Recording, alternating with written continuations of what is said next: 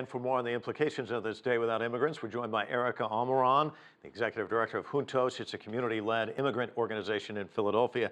Erika, I want to talk to you about how this day was in Philadelphia, but let me start first with an interesting quote I read earlier today. Manuel Castro, who works with Hispanic immigrant day laborers in New York, said that this is like the Arab Spring. He said his members were coming to him, asking what's the plan. Frankly, he said it came out of nowhere.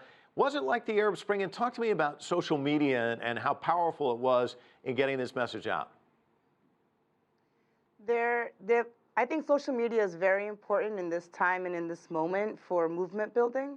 And we experienced something very similar where people came to our offices and said, we had seen these posts, and as the organization that represents us here, what do you want to do? And so we had to act, and it came from the community. And we started mobilizing and working with business owners and see what they wanted to do. And hundreds of businesses in the Latino community closed here in Philadelphia today. Yeah, so were you surprised at the response there in Philadelphia, what you saw? I don't know if I was surprised. I think it was really exciting to see how many families, people here are bracing themselves for raids. They know that they've been criminalized by this president.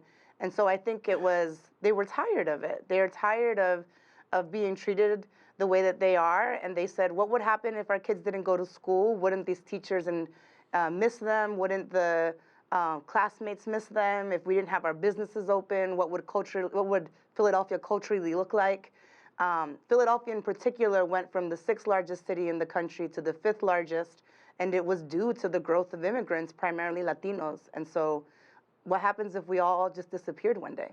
And Erika, the impact undoubtedly was felt by the Trump administration because a lot of reports about the Pentagon eateries were closed down. There were long lines and the ones that were open. I imagine you got the message across to the people you wanted to hear this. I think so. And I think we're also in a moment where we need to be thinking about how we're building with other communities who are also being criminalized by Trump in this moment. And Philadelphia is considered a sanctuary city, but we also know that raids still happen here, so can't be called a sanctuary city if raids are still occurring. Can't be called a sanctuary city if stop and frisk still exists here, and Black and brown communities are constantly under attack and criminalized. So if anything, this presidency has made it clear that communities and communities of color need to join together and have our voices heard. Well, that's a good question. You know, after the Women's March, a lot of people were saying, what's next? How do you keep a movement going?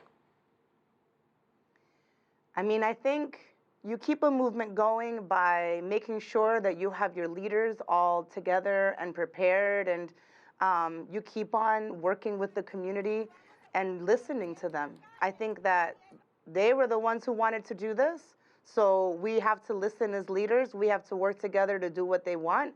And you have to give demands that are real, and you have to give hope. I think that people here in the U.S. feel a little bit hopeless.